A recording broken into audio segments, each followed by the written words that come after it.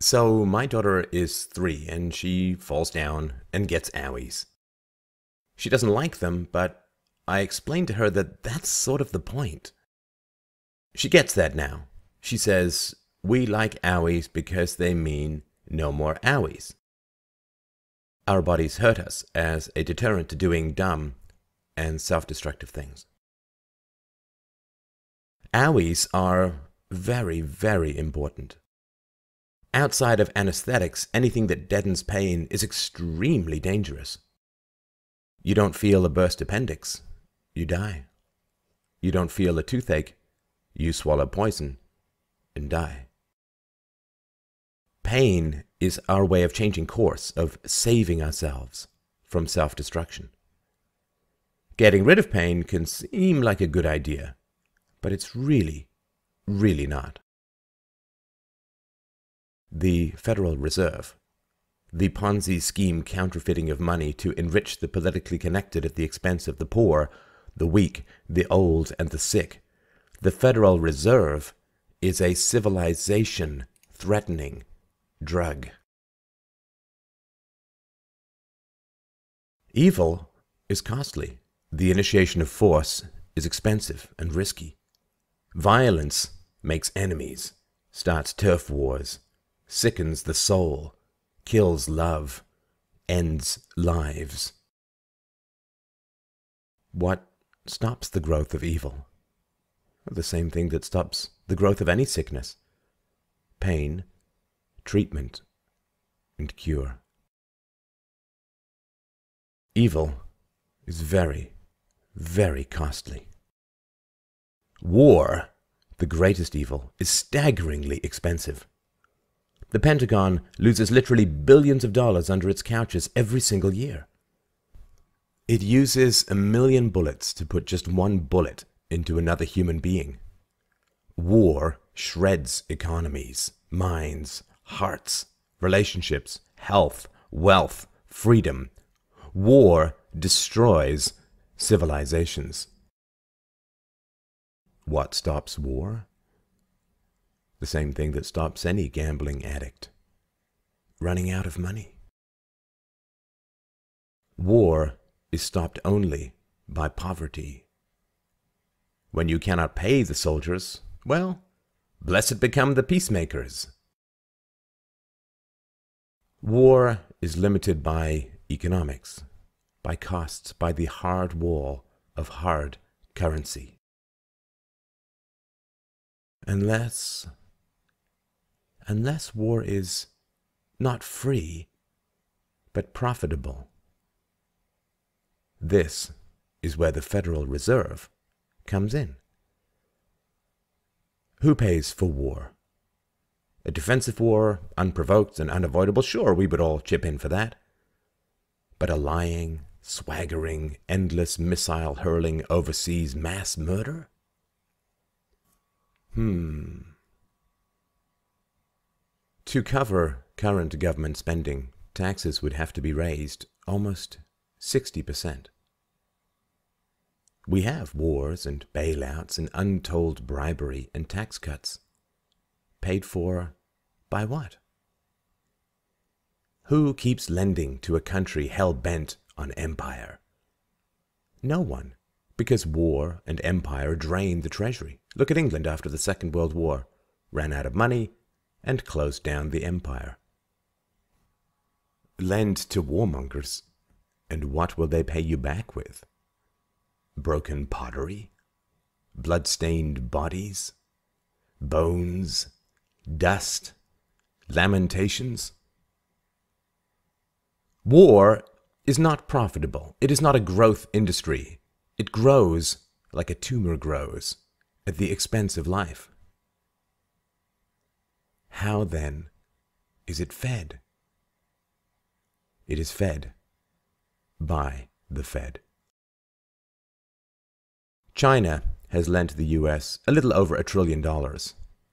The Federal Reserve has lent and created almost $7 trillion. $7 trillion. That's 8 times the spending on the Iraq War, 12 times the spending in Afghanistan. Over the last 6 years, there have been very few new taxes, even though total fiscal spending has risen nearly $1 trillion a year. How is this possible? It's possible. It's happening because the Federal Reserve creates the free money that makes evil profitable. $7 trillion covers the bills for a whole lot of evil. If there was truth in advertising, the Federal Reserve would have this slogan: Free Evil! Or, the Federal Reserve, turning evil into profits since 1913. And it's not just the overseas wars. How long would the $1 trillion war on drugs last if everyone got a bill for enforcing it? How long would 700 plus military bases last if everyone got a bill for them? So, what is the Fed relying on? How can letting the ultra-powerful type whatever they want into their own bank accounts possibly last? The short answer is, it can't.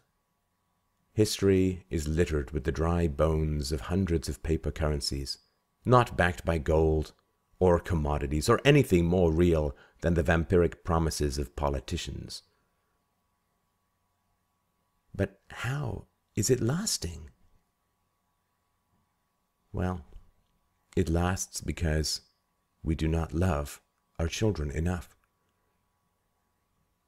To avoid change, to avoid conflict, to avoid the peaceful revolution of real money, we are sacrificing our children. The children in pigtails, the children in the crib, the children in the womb, even the children who are as yet just a gleam in their daddy's eyes. We are Aztecs.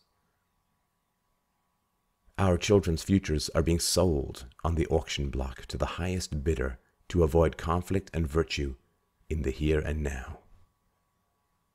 Their futures have become futures. They will be taxed at 60, 70, 80% or more to pay for this grand canyon of debt. And it will not be enough. It will never be enough, for the lords of the new serfs are insatiable, my friends. Zombies get their fill and wander off. There is no logical end to the escalation of subsidized human greed, save gulags, leg irons, and mushroom clouds. If a corporation were diluting baby food to the point where babies were starving to death, would we not act? If there was poison in the water that wrecked their livers and brains, would we not act? Our children's futures are being eviscerated, but we do not act. Thomas Paine once wrote, "If there must be trouble, let it be in my day, that my child may have peace." We avoid trouble by auctioning off our offspring. Paper money dilutes our responses, dulls our outrage, stokes our resentment against those who cry out for action, for exposure, for truth. Gold bugs, we call them. Conspiracy theorists. Paul-tards. You can always tell the pioneers, not by the wind on their faces, but by the arrows in their backs. Half the world is producing, and half the world is stealing. Stealing through inflation, through debt, through public sector pensions and free healthcare and military-industrial contracts and bailouts and government bonds. But they are not really stealing from us. That is the greatest horror. They slither like ghosts into the crib and chain up the children, stamp and own them, sell their futures, their lives, all the productive joys of their future selves. A 30-year bond is a 30-year sentence. And still, we doze on and do not act because the pain of this horror is kept from us. We are drugged by easy money and soft living, by state power that only seems benevolent because the bill is still in the mail, by propaganda and distractions and the easy self-deceptions of the guilty.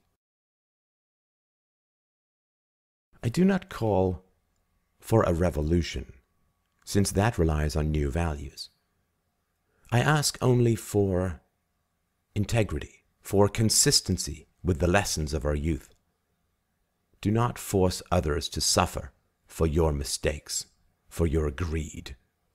Do not spend what you do not have.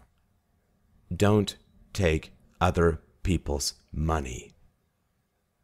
Do not sell children. Let's get back to the days before money grew on trees or magically sprouted from keyboards, but had to be earned. Money must be limited, for unlimited money is unlimited evil. Let the price of injustice accrue to those committing it. End war. End serfdom. End child slavery. End the Fed.